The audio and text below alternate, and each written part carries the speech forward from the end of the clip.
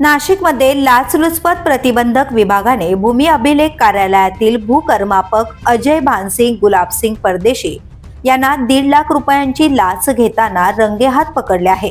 अजय भानसिंग परदेशी वय 48 वर्ष, नेवासा भूमी अभिलेख उपअधीक्षक कार्यालयाशी संबंधित असून राहणी भानोदय बंगला, जामखेड रस्ता, अहिल्यानगर येथील आहेत। या प्रकरणाची पार्श्वभूमी अशी आहे की पाथवरवाला गायगव्हाण शिवारातील तक्रारदार आणि त्याचे भाऊ, वडील व इतर शेतकरी शिवारातील शिवरस्ता खुला करण्यासाठी नेवासा तहसीलदारांकडे 31 जानेवारी 2022 रोजी अर्ज करीत होते।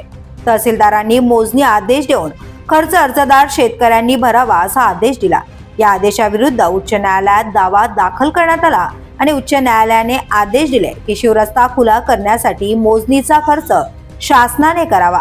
यानंतर फेब्रुवारी 2023 मध्ये शिवरस्ता सर्वांसाठी खुला करण्यात आला। मार्च 2025 मध्ये रस्त्याच्या मजबूतीकरणाचे काम मंजूर झाले। गट क्रमांक 30 व पाथरवाल्यातील काही शेतकऱ्यांनी पुन्हा मोजणीसाठी भूमी अभिलेख कार्यालयात अर्ज केला। 6 जून 2025 रोजी मोजणी अधिकारी जयदीप गाडे यांनी मोजणी केली, पण रस्त्याच्या मध्यभागी खुणा दाखवल्यामुळे शिवरस्ता पुन्हा बंद झाला।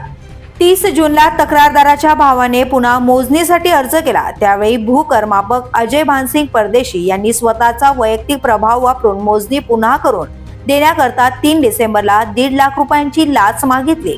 लाच स्वीकारत असताना त्यांना एसीबीच्या पथकाने पकडले। या कारवाईत नाशिकच्या लाचलुचपत प्रतिबंधक विभागाचे पोलीस निरीक्षक राहुल कुमार नाईक यांच्यासह अंमलदार प्रफुल्ल माळी, विलास निकम व विनोद पवार यांनी सापळा रचून अजय भानसिंग परदेशी याला रंगेहात पकडले।